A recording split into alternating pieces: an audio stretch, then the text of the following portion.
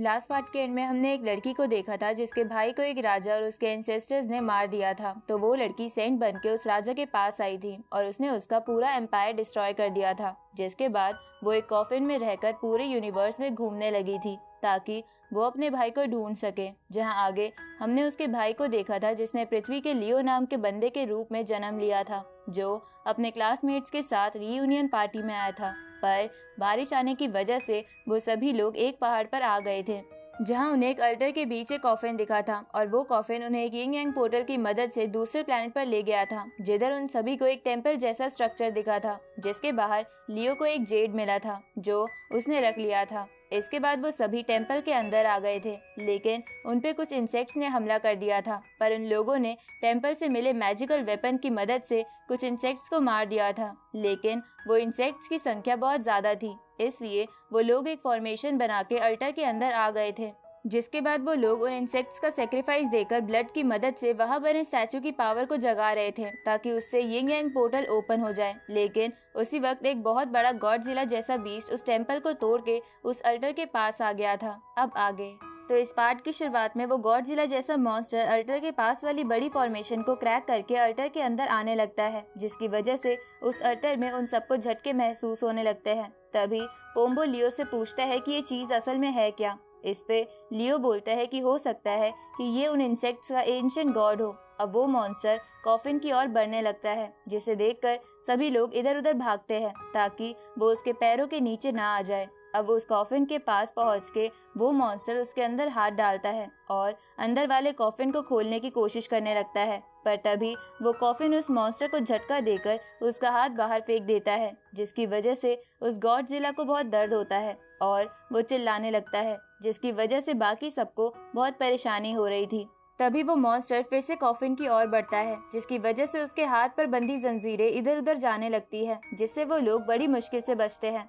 तभी लियो एमिली को ऐसी एक जंजीर से बचाता है, पर उसी वक्त वो खुद उस गॉडजिला के पैरों के नीचे आने लगता है। लेकिन तभी लियो की जेब में रखा वो जेड गॉडजिला के पैर को अपनी एनर्जी से हवा में ही रोक देता है और इतने समय में पोम्बो लियो को बचा लेता है। उसी वक्त गॉडजिला की चेन्स की वजह से अल्टर पर बना एक स्टैचू टूट जाता है, जिसकी वजह से यिंग यांग पोर्टल को ओपन होने के लिए इतनी एनर्जी नहीं मिल रही थी। तभी लियो को एक आइडिया आता है और वो पोम्बो को बाकी सबको बचाने का बोल के खुद एक स्टैचू पर चढ़ने लगता है। इस तरफ बाकी लोग उन चेन से बच रहे थे।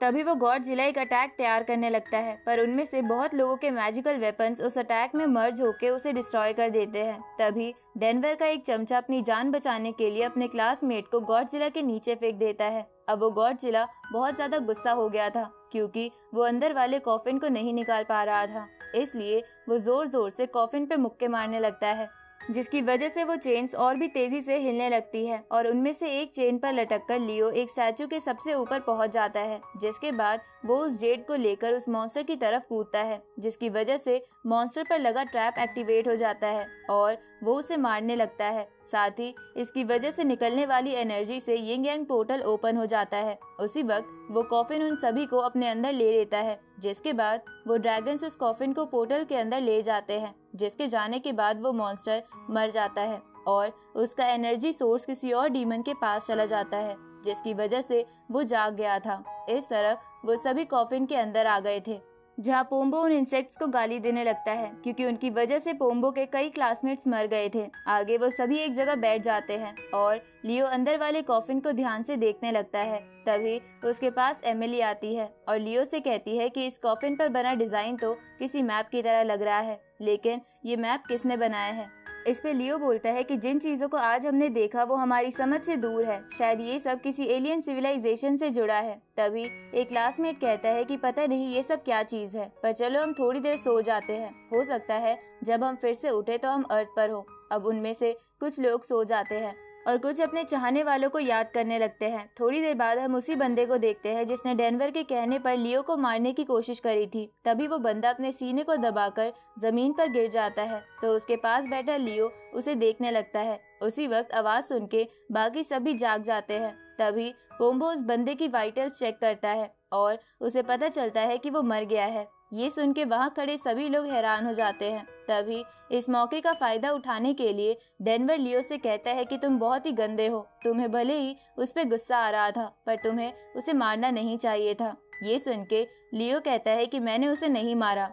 इस पे डेनवर का साथी कहता है कि तुम ही उसके सबसे करीब बैठे थे, इसलिए तुमने ही उसे मारा है। ये सुन के बाकी सबको भी डेनवर की बात पर यकीन होने लगता है और वो लियो को बुरा भला कहने लगते हैं। लेकिन पोम्बो और एक लड़की को लियो पर यकीन था, इसलिए वो लोग बाकी सबको समझाने लगते हैं, पर डेनवर आग में घी डालने लगता है। तभी वो फॉरेनर भी कहता है कि लियो का ही इस बंदे के साथ झगड़ा था, तो यही इसे मार सकता है। ये सुन के पोम्बो उसे गुस्से में चुप रहने को बोलता है, क्योंकि वो उनके ग्रुप का नहीं था। लेकिन एमिली पोम्बो को शांत रहने को बोल के कहती है कि मुझे भी लियो पर शक है। तभी हम एमिली की आंखें देखते हैं जो रेड हो रही थी, जिसका मतलब उसे किसी ने पोजेस कर रखा था। अब एमिली की बात सुन के पोम्बो उससे कहता है कि तुम लियो के बारे में ऐसा कैसे कह सकती हो, जबकि तुम ही उसे सबसे ज्यादा जानती हो। इधर लियो उस बंदे की बॉडी चेक करने लगता है। तभी वो पहले वाला इंसेक्ट उसकी बॉडी से बाहर निकल के वहाँ से दूर भाग जाता है। तो ये देखकर वो लोग घबरा जाते हैं और पोम्बो लियो से पूछता है कि ये इंसेक्ट यहाँ कैसे आया होगा। इस पे लियो बोलता है कि हो सकता है ये उस बंदे के कपड़ों में छुपा हो। अब लियो पोम्बो को उन सबको प्रोटेक्ट करने को बोल के खुद इंसेक्ट को ढूंढने निकल जाता है।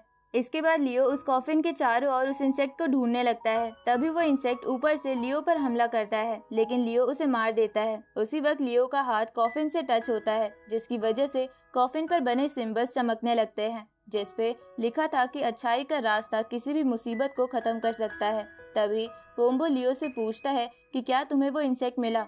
इस पे लियो बोलता है कि मैंने उस इंसेक्ट को मार भी दिया है। ये सुन के वो सभी लोग लियो के पास आ जाते हैं।